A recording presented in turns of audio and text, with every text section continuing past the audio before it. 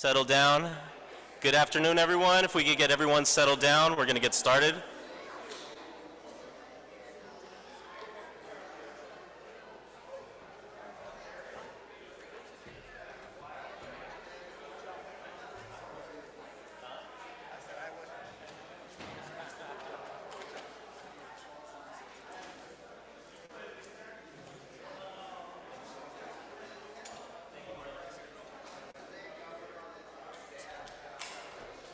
All right, if we could take our seats, we'll get started.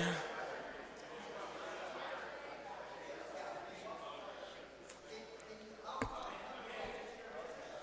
right, welcome everyone. Okay, we're going to get this meeting started. All right, good afternoon, and welcome everyone to our 5,484th meeting of the Oakland Rotary Club. I'm Tom Limon, president. Our club was founded in 1908. We're the third oldest Rotary Club in the world with more than 46,000 Rotary Clubs in over 200 countries worldwide. Our club represents a diverse membership of 300 business, professional, and community leaders united to serve our local and international communities through a commitment to service above self. Okay, if everyone could join me in our Rotary vision statement. Together, we see a world where people unite and take action to create lasting change across the globe, in our communities, and in ourselves. All right, I'd like to welcome our friends on Zoom. All right, do we have a gallery up? All right. Hey Zoomers, welcome. All right, past District Governor Ed Jelen. Do we have any visiting Rotarians today? I don't think so, President Tom. Let me check. Any visiting Rotarians? I guess not, President Tom. Thank you. Okay, great. Thank you, Ed. Do we have any guests today? If you brought a guest, if you could please stand and introduce your guest. There's a guest right here, Chuck. Okay. All right, we have Chuck Johnson. He's a second-time guest. Where are you going, he works Chuck? for Council Member Treva Reed as the cultural strategist, and is also a documentarian. He does stories, video stories, and also he's going to be doing a documentary on the Soul Beat legacy, and he's in Oakland. All right. He's a fellow Titan. All right. Welcome, Chuck. Okay, Bonnie Prestige, are you online? Yes, can you hear me okay? So Bonnie will be doing our thought for the day, but she is on Zoom. If we can pull her up. Can you hear me all right? We can hear you loud and clear. Fantastic. Hi, Rotarians. My name is Bonnie Prestridge. I am a newer member of Rotary. Professionally, I am like a Sherlock Holmes and Yoda combination for young people who are going through life challenges, and I'm here to share the thought of the day, and I have a fun image to accompany it. Everybody seeing that? Okay, so what we have in front of us are two pie charts. One says nobody will remember, and the other one says people will remember. And under the nobody will remember, the categories are your salary, how busy you were, how many hours you worked, and how many Gucci bags you owned. And what people will remember is how much you loved bats, the amount of bat facts you knew, if you ever saw any bats, or if you shared how cool bats are. This comes from Bat Conservation International, and it's kind of a joke, but it's also not. The thought I want to share with you is that the things that we think are the most weird, irrelevant, silly, frivolous are sometimes people's favorite things about us, that the joy that we bring, our passions, our joy is medicine for the world. And so if you've been holding back on any nerdiness, any of your passions, any of the funny things that you care about, please don't. Please share it with us. Go forth and be quirky. All right. Thank you, Bonnie. Okay, is Preston Pinckney in the room? All right, come on up, Preston. As Preston's making his way up, if If you see past President Mary Jiang, be sure to wish her a happy birthday. She had a birthday 2 days ago. And David Kirsten has a birthday tomorrow, and Rowena Brown over the weekend. So welcome, Preston. What's up, Tom? Hello, fellow Rotarians. Just want to just remind you guys this evening of the mixer, the Rotary Mixer at Primetime Golf from 5:30 to 7. The address is 306 12th Street in downtown Oakland. We're going to have a lot of fun. We're going to have some competitions. We're going to do some clinics. And we're going to bring everybody together at the most technologically advanced facility in the Bay Area. So we'll have some hors d'oeuvres and some cocktails for you guys, and looking forward to your participation for some networking and some mingling in our wonderful establishment. Thank you.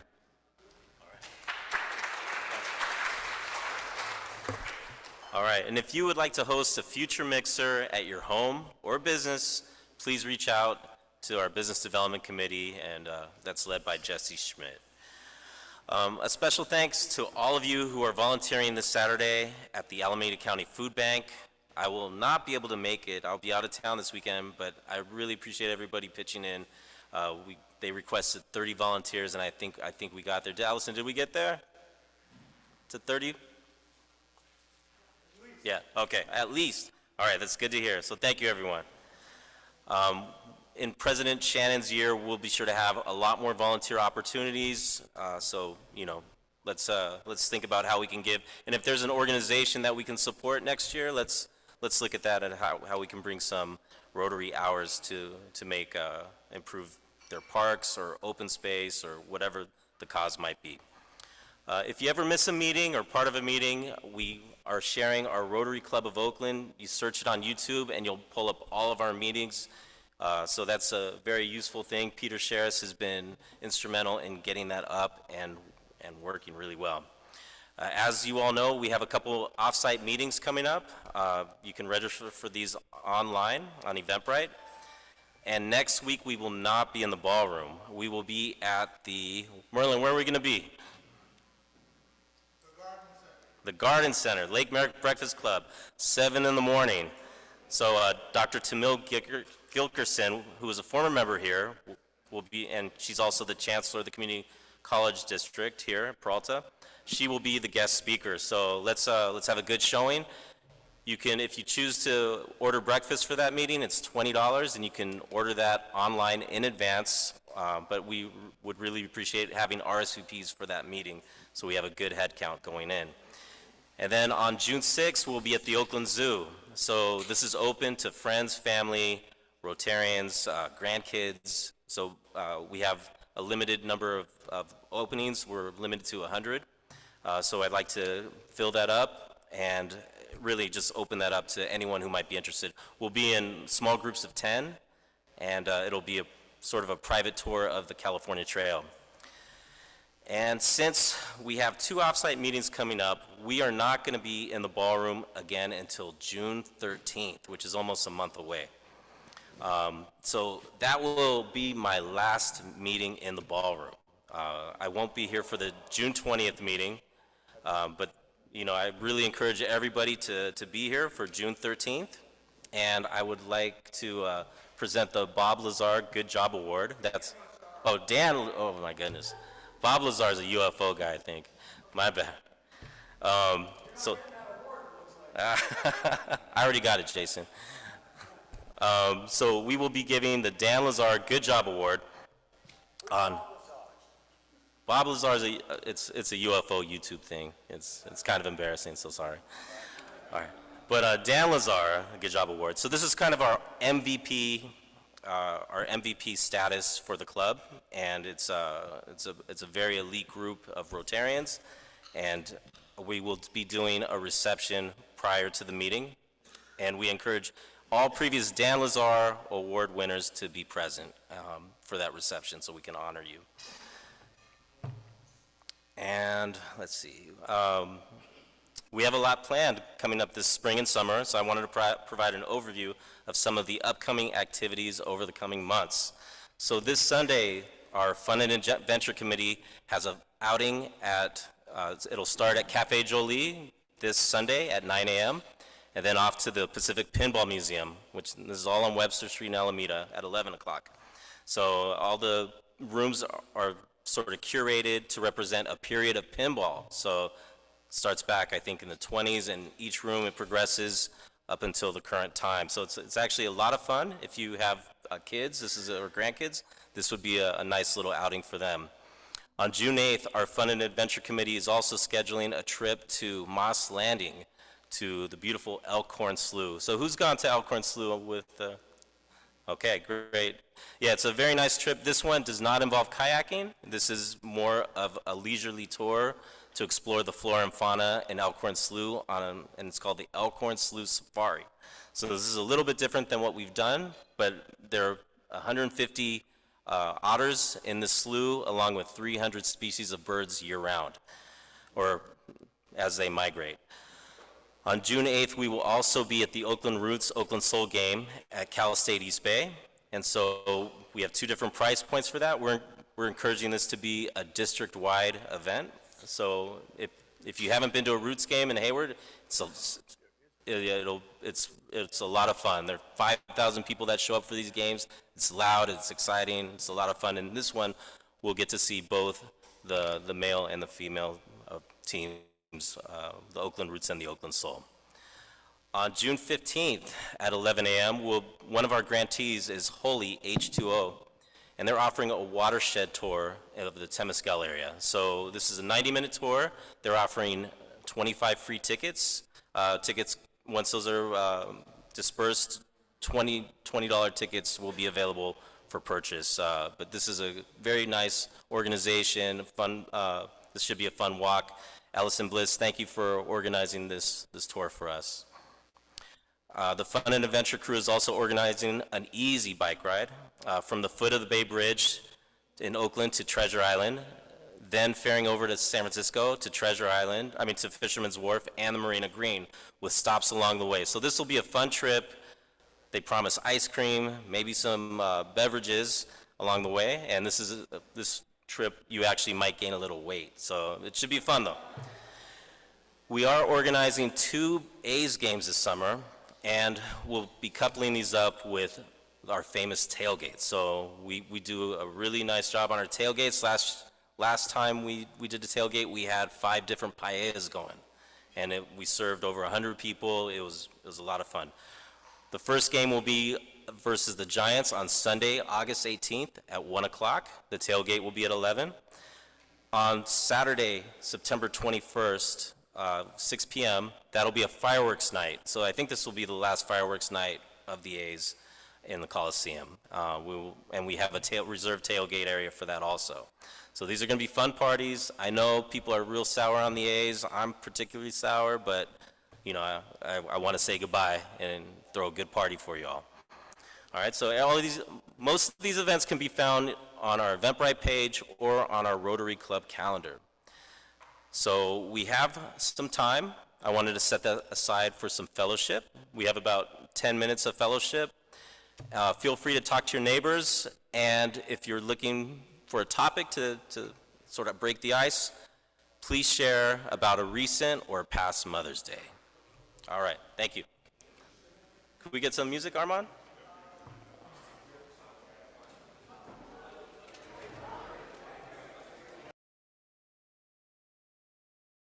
Okay, Zoomers, here's our chance to spend a few minutes chatting on Zoom. Oh, that's So, great. my mother was, well, both my mother and father were amazing people. My father was a university professor who did some world class research. And of course, he spent all his time working, and my mother was the person who took care of us, but she also did all of the entertaining, the visiting professors from around the world and researchers. She did all the dinner parties. I can remember as a child sitting up on the top of the stairs looking down at all these adults discussing all of the medical changes of the day. So tell us about your mothers. Well, I had an interesting Mother's Day. It's Johanna. I typically don't do very much. I have two pretty clueless older boys who like always forget it's Mother's Day. So I've just ignored it for years. But this Mother's Day was kind of, I'll remember. I went to play soccer, and I was playing, and I unfortunately injured myself, and wasn't able to walk for like 3-4 days. So I'll remember this Mother's Day because I was basically on the couch with an ice bag. So Oh, Joe, I'm so sorry to hear that.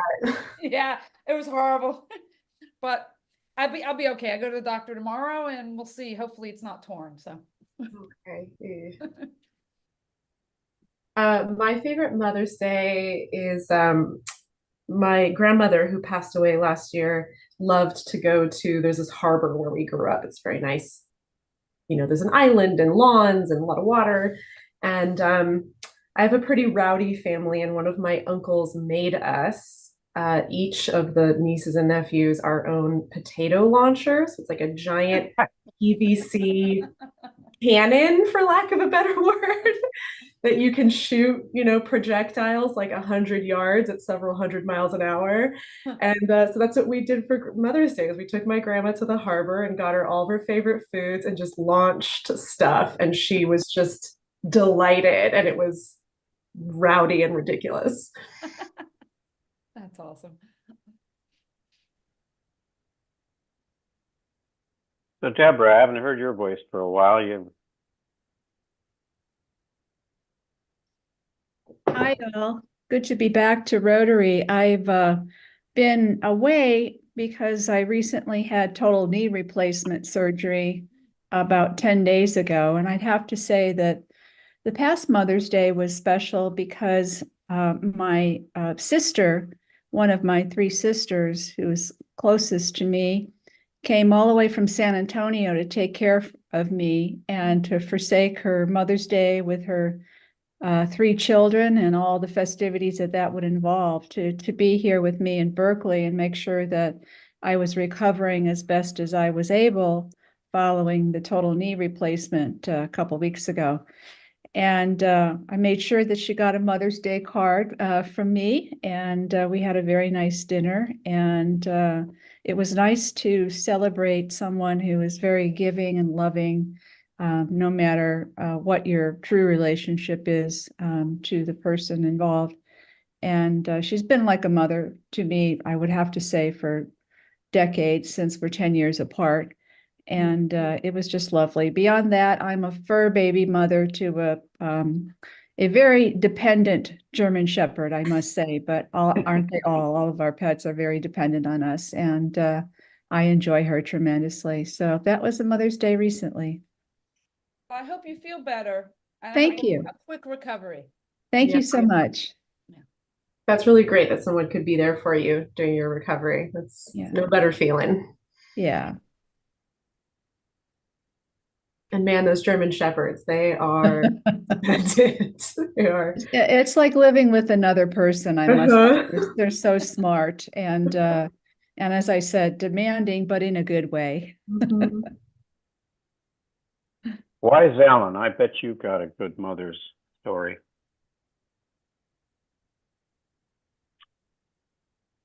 You're muted. You'll have to unmute. I have a mother's story. It's not Mother's Day. My mom. Oh, hey, was- John. What's that? Oh, wait, I think. Hi, John. Go ahead. Okay, yeah. It's not a Mother's Day story, but my mom was a very prominent piano teacher in Orinda. And when I started taking piano lessons, they thought it'd be a good idea for me to take from her, since she was, one of the top teachers in the area.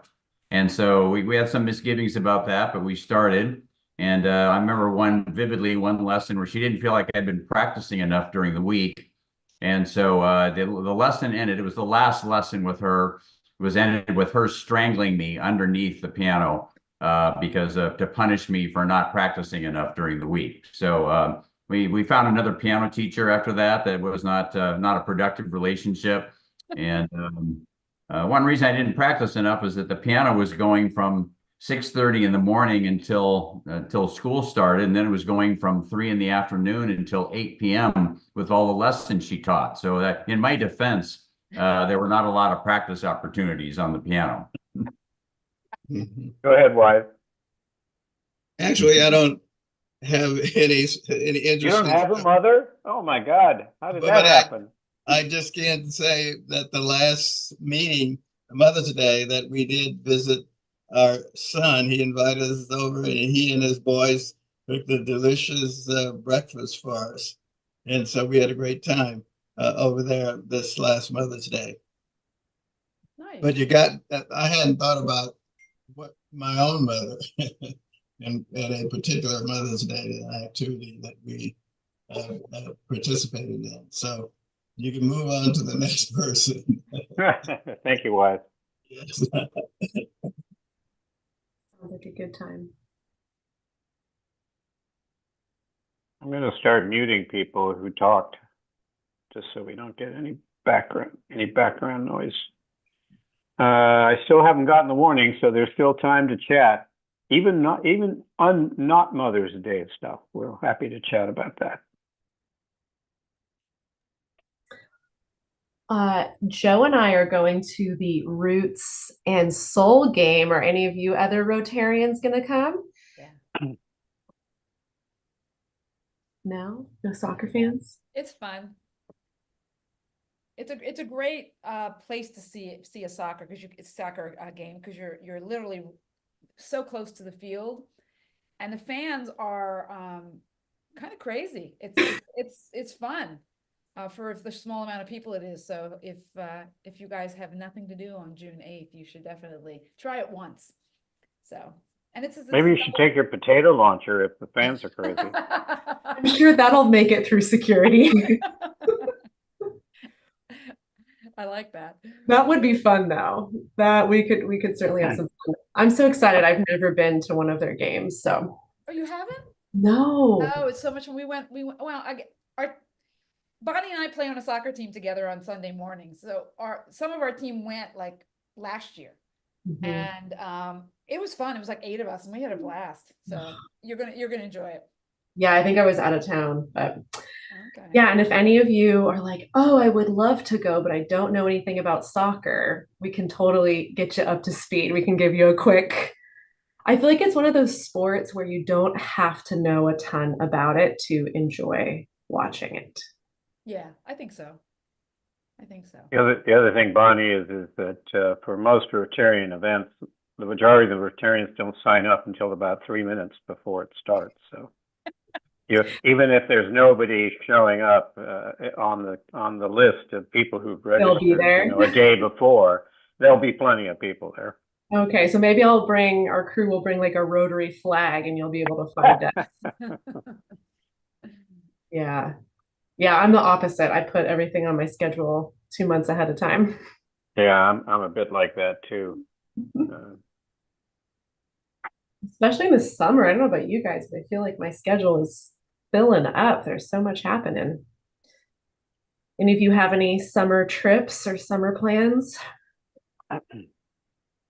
Actually, Bonnie, you reminded me with your potato launcher story. I used to lead when my knees were good.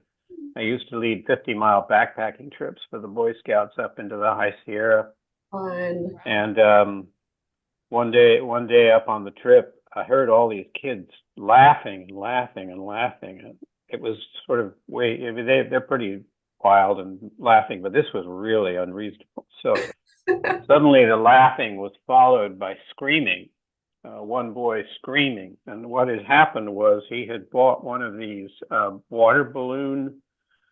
rubber band water balloon launchers, and they had happily gone down to the edge of the lake and were launching rocks out. And what had happened is one of the rocks had caught in the pouch, shot on out, and then came back and nailed the launcher in the knee. And unfortunately, we had to. He couldn't really walk. He hadn't broken anything, but he couldn't really walk. But you reminded me of that event. So that was a number of years ago. You get air backed out. Oh yeah, well, fortunately we were only about 1 day in, so he and actually his father was along, and his father, I had been mentioning he was kind of a rowdy kid, and I'd been worried, and I told the father, look, I'm not too happy about some of this. The father says, oh, let kids be kids. So he and his father had to walk out. Fortunately, they had a car at the end of the trail and drove home, so it was a little ironic. But anyway, the rest of the trip went fine. A little poetic justice. Poetic justice. I'd forgotten that term. All right, That's let's see. Are we no, we're still, I think they're probably going to start right at 1 o'clock. I haven't gotten a text from Arma. we got a I'll message in the Zoom chat saying 1 Speaker minute today. warning. Oh, 1 minute. All right. Listen, I think we. And Maureen Oh, there is the he's back. Executive Director Okay. of the Oakland Interfaith Gospel Choir, and she will introduce our guest speaker. Welcome.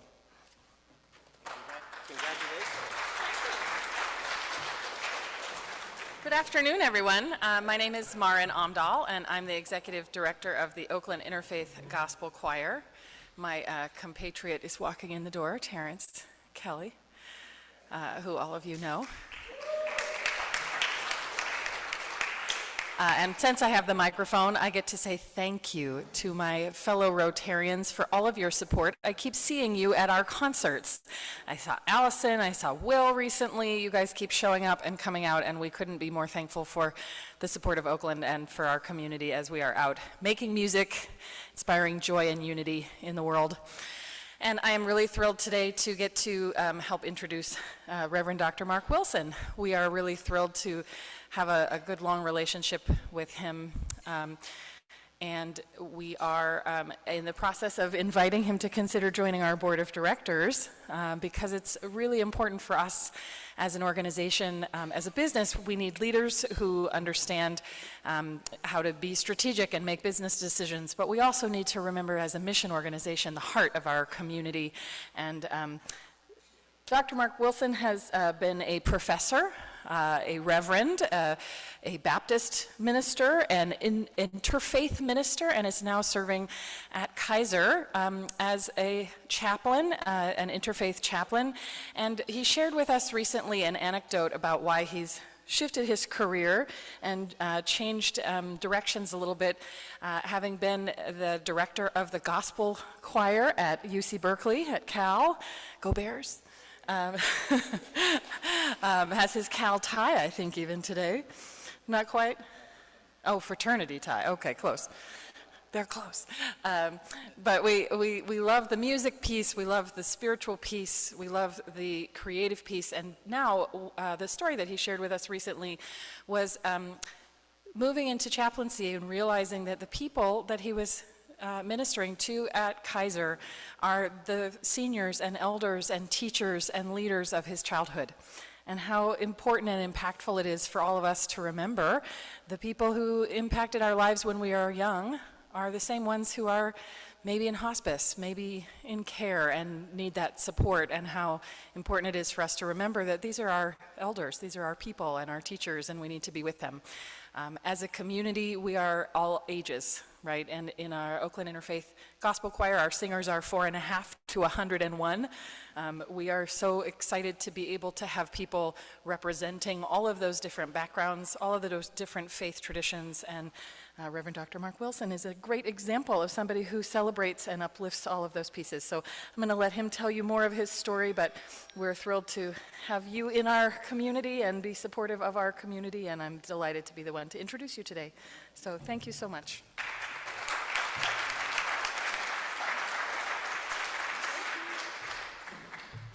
Thank you for that wonderful introduction, Marin. It's nice to be here. Wow. At the Leamington Hotel.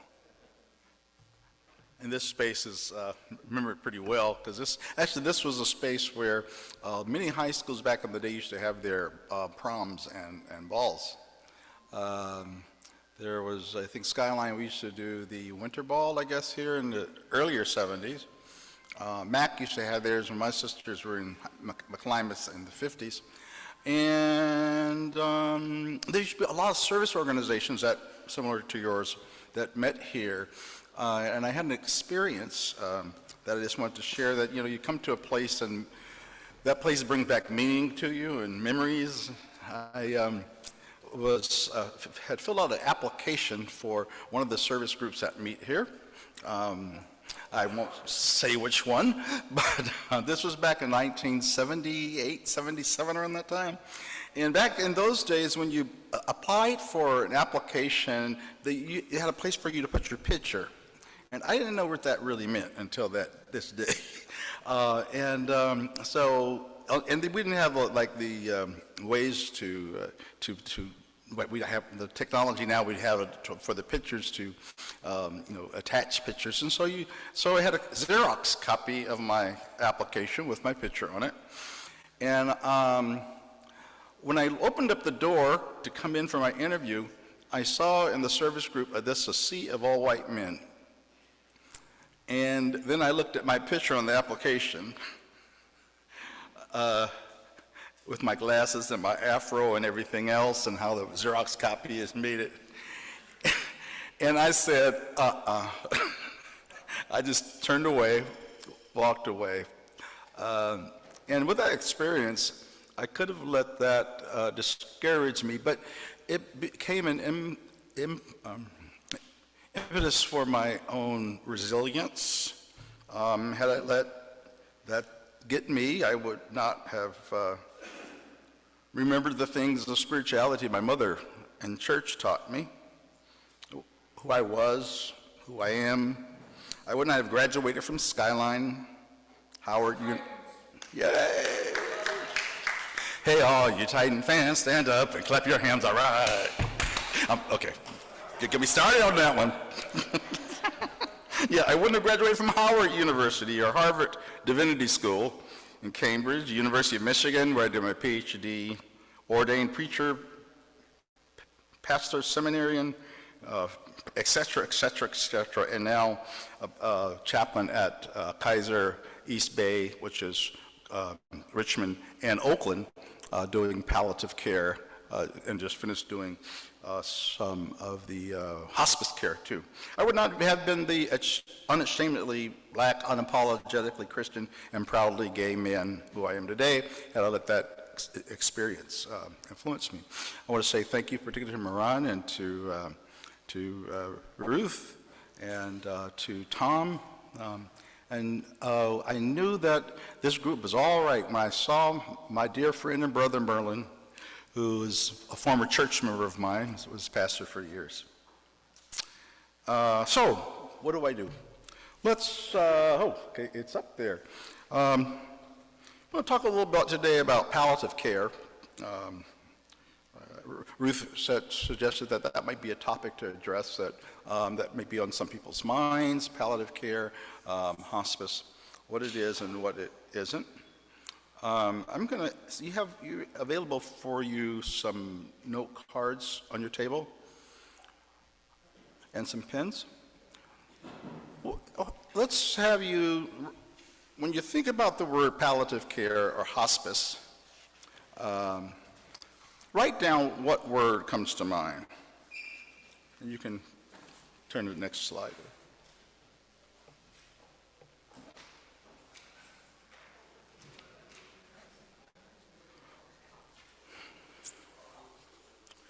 What word comes to mind when you think of palliative care or hospice? And on the other side of the card, write down what in life matters most to you or most to me, which is a central question in assessment, doing spiritual assessment in the hospital. And take some time to turn to person, maybe just a couple of minutes or so, not too long, but just a minute or so to talk to the person next to you about what you wrote and why you wrote it. And might have a few of you share out on that. Have some conversation.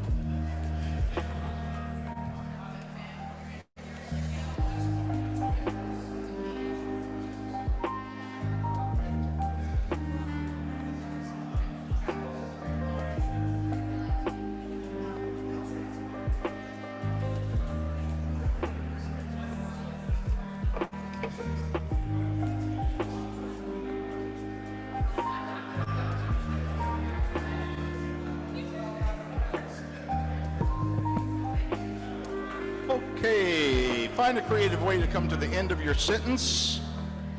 Creative way to come to the end of your sentence. And would anyone like to share what they talked about or what they heard? Maybe. Is there anyone who would share? If we could get your attention, everybody. Thank you. Oh, right here, yes. Okay. What word that you shared? Can we get Lois on the microphone? Stand up. He's going to be speaking from his chair. Fantastic. So Lois is going to present. Lois. She wants to share. She wants to share already? Okay. So this is a collective share for my table. Family, connection, service, relationship to God. For me, it's connecting with the community, spending time with my daughter, and I think of palliative as being resting. So I thought we had a pretty broad collection of things that matter to all of us, and you know, service above self is part of palliative care, in my opinion. Thank you. Thank you. Maybe Anybody else want to share while Tommy's walking back to his pen? Really? Nobody? Jack? I won't throw you under the bus. Is there a bus? Well, on with the show, Dr. Mark. I'm sorry, what was that? Oh, on with the show. Oh. Give a talk. You don't want me to do a show up here. Yeah, so thank you for that kind of remark to talk about palliative care when you mentioned family, connection, spirituality. It involves all that. The thing that we hear often in the hospital, once we mention the word palliative care or hospice, usually a patient usually say, so you're going to, I'm dying. You know, you just tell me this is death, or family understands it as that.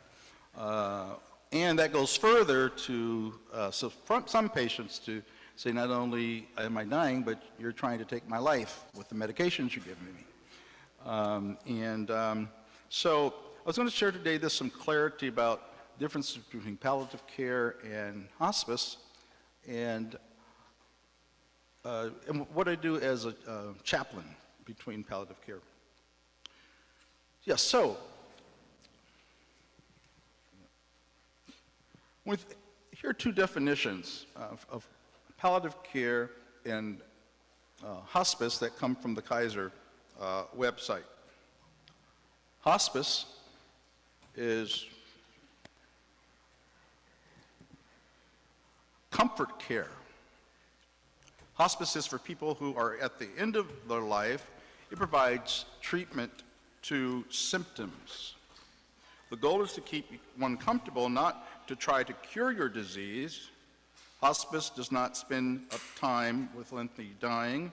It focuses upon easing pain, other symptoms. Hospice offers emotional help and spiritual support when one is coming to the end of life.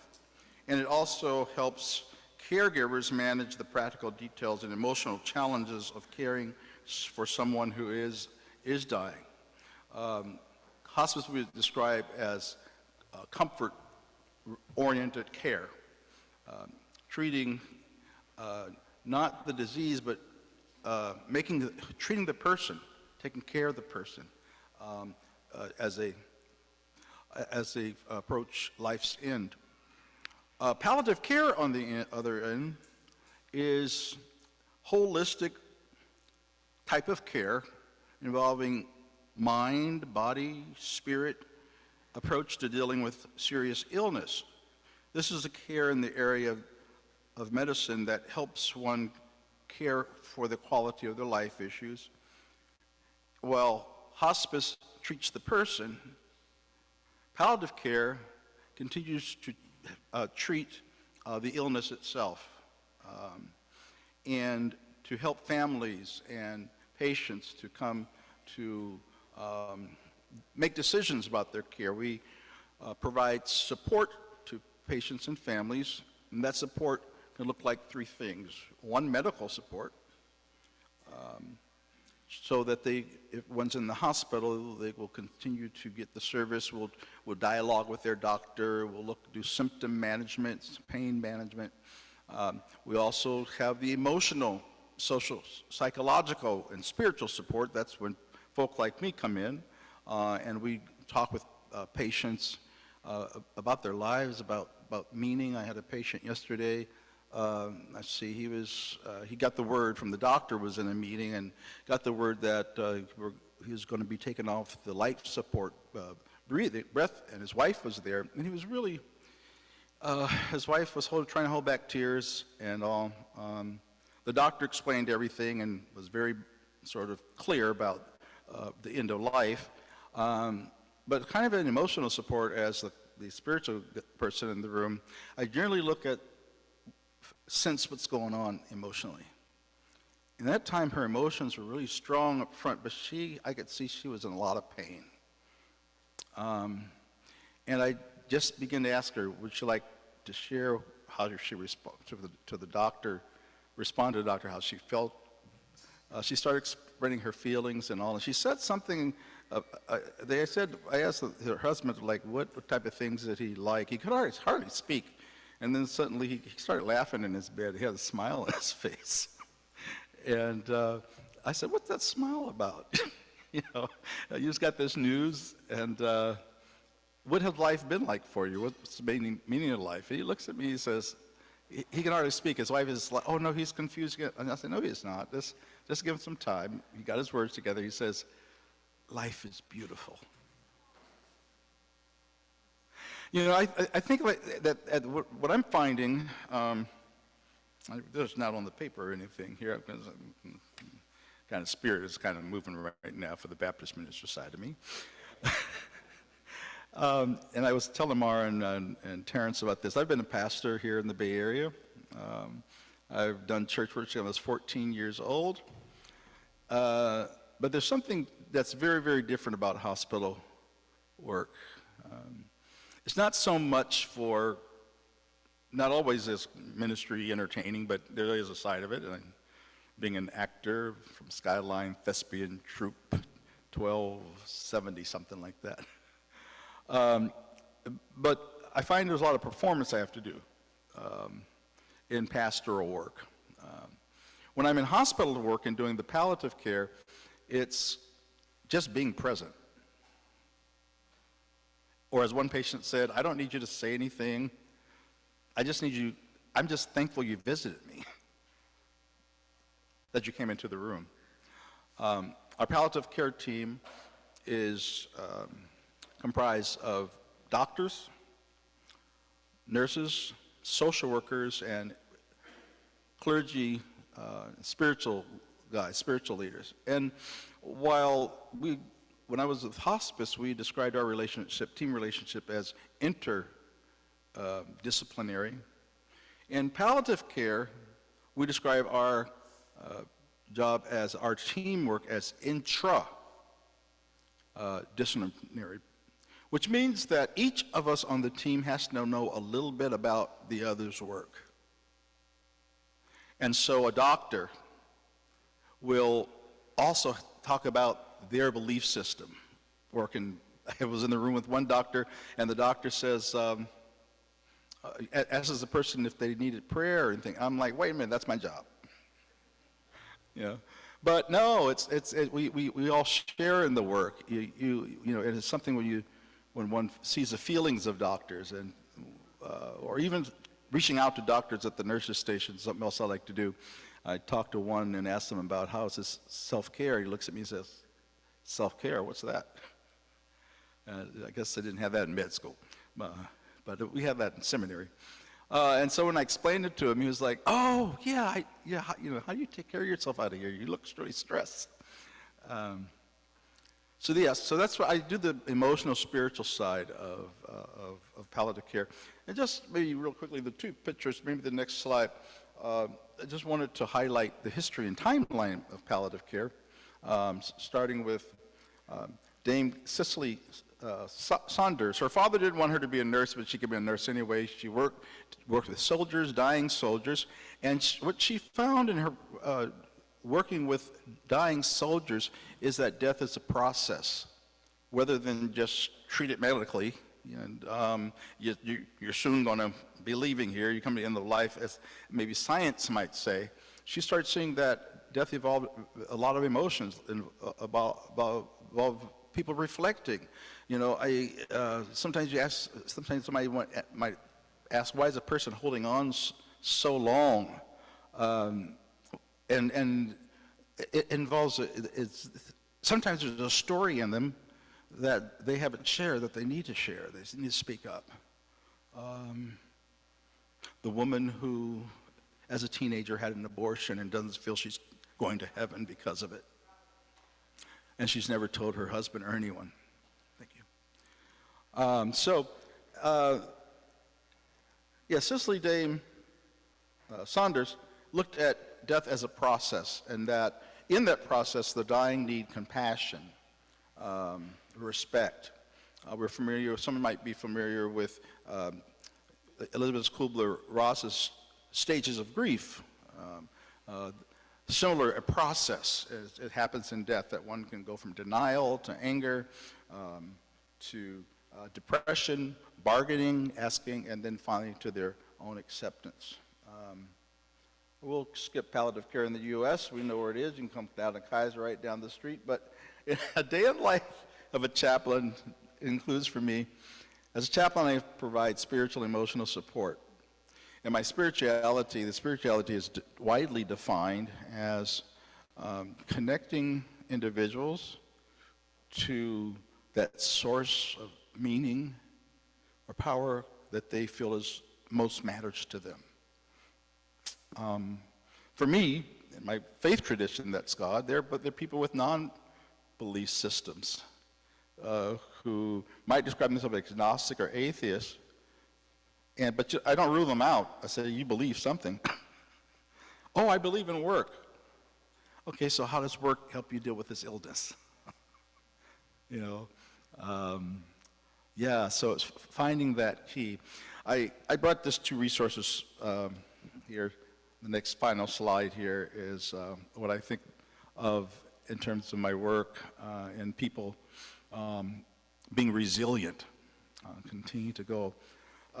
My mom was in hospice, and we had a meeting with palliative care, and that meeting was kind of hard for us. When the doctor told her she was going to have 6 months, I asked her, Mom, what do you think about that?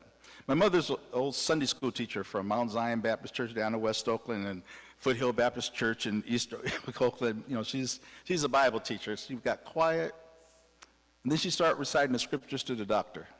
Well, doctor, he that dwelleth in the secret place of the Most High shall abide under the shadow of Almighty, and I will say to my God, my refuge and my strength. Then she pointed her finger to the doctor and said, and doctor, in that last verse, it's promised, with long life will I satisfy him and show him my salvation. And I said to the doctor, she's not going nowhere soon. 4 years later, she departed, but she left us, this is her own resilient, with a book. Writings that she had been doing since she passed at 93, and she had been writing, the feminist movement was going on. I said, Mom, you need to write. I was taking a class, and she just wrote little excerpts about what it was like coming from Mississippi in poverty, rural, traveling across the train to California. And this is a resource for my family now, particularly for young family members. There's another book that was done by a person in hospice. Kind of emotional about this because I would go to see him every day. He didn't describe himself as religious, but he described himself more as Buddhist, connected to nature. He was kind of a hippie guy back in the day. He had long hair and stuff. He had pictures of himself when he was in nature, and he would take pictures all over nature. And so this book is like a picture of all the trips, places he traveled, and poems he wrote. And this was in hospice.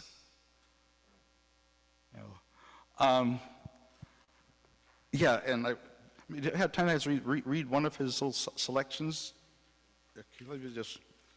This is William Davies.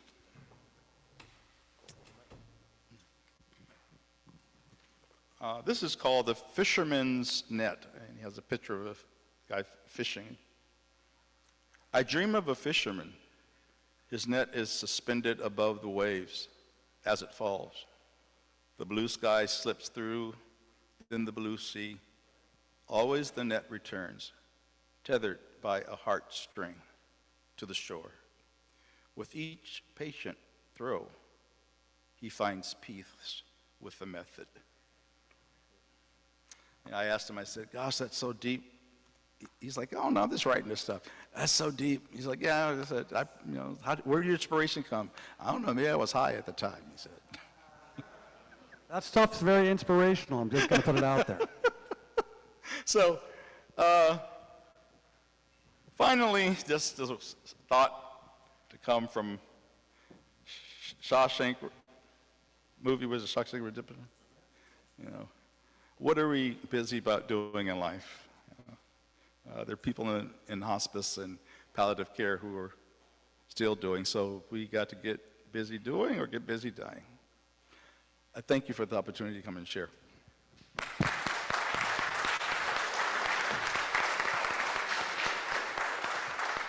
I always say one of the toughest things about being a Rotarian is, we lose friends every year, and it's, a lot of these members here have been members for 40, 50 years, and, that's always tough. Does anyone have any questions for our speaker? Jason? I'm going to just jump right on the back of that tail end of that, which is, how are you able to separate your heart, knowing that the people you're talking to and connecting with and fusing with are going to be gone soon? I find I don't separate my heart. I need my heart. I needed to understand that person's experience. I guess in the field with the pastoral care and chaplaincy, there's an understanding of transference and counter-transference. It's sometimes when we read into somebody else's situation, I see a patient, she has cancer, I think about my sister who had cancer and passed away. I can transfer my feeling and start talking about me, or the other way is containing it, knowing that feeling, let it come up, and then imagining what is it like for that person there and their family. That's the being present is all about, and I need my heart to kind of do that. It may lead to tears in a session, but I find spiritually, in my mind and my head, it just something jumps out that I need to say to them. I had a guy a couple of days ago who was jogging a few months ago, and he came down with a cancer, and he's like, this is thrown, I don't know what happened. And as I sat quietly, and all of a sudden just jumping in my mouth, I said, it sounds like somebody threw you a hard ball, And he said, he was like, yeah, a curveball. Yeah, that's it. So it's kind of heart to heart, speaking from heart and presence, yeah. All right, I got somebody. Check this out. It's Allison, everybody. Thank you. Thank you for your talk. I'm mad at Kaiser because my fabulous doctor went into palliative care, but we'll talk about that afterwards. My question is, having had many friends and loved ones who were dying, I don't know what to say. And I can't be there in person. Many of them I hear about, online or over the phone. What does one say if you can't be there with them? I'm sorry, you have many persons who... Yeah, if somebody's dying, what do you say if you're not there in person with them? At the moment of death? Leading up to it. That's a good one. I mean, technically, the book around faith and assessment is to talk with them about their life. What meaning was there, what things you enjoy, how long were you married, just different questions. But that doesn't work for some people. So it goes back to their emotions. What's going on for you? How are you doing? And seeing, for me, where they are in that process of grief, to know that they're in a process and it may or may not change. I had this woman some time ago who, she was getting very close, coming weeks in cancer. I went to visit her. She was from the South, and I started talking about my mother was from the South, and for some reason that kind of energized her. We had a good conversation. She started laughing. She's like, tells her son, I want to see him again, you know. Then I come over to her house the next time. She's got her friends from her living community all in the house. Said, he's so marvelous. He sang to me and did this and that. And she loved rock and roll, and they loved rock and roll, so they all started singing rock and roll. It's like, I guess there's sometimes just staying with the process and seeing the process unfold, not changing the relationship. You know, try to not go in, oh, he looks, you know, it's just being yourself and just being real. Also, I would say some of the arts, I use a lot of arts. I'm a gospel singer and hymn singer, and found out that out in Walnut Creek, Kaiser, the #1 song, hymn of the older men in their 90s, is I come to the garden alone while the dew is still on the roses. That one, or How Great Thou Art. And in those moments, that's that singing, the comforting. I have a colleague friend of mine, she does liturgical dance in the rooms. And she had a patient who died from cancer. And her husband said, I want you to come to, and this is across racial lines, you know, which is really beautiful. You know, and across political lines too. Like some of my activism, it's just like sometimes I've laid it aside because I got to help that patient. But her husband, when she passed away, her husband called my friend and said, "Please come to the funeral," because she was so happy when she was dying, and she saw you doing that dance. And he said he played it for her. He taped it. And, please come at her funeral and do that liturgical dance again. Yeah. All right. Well, let's give Reverend Wilson a big round of applause. Thank you. Actually, I have one more question.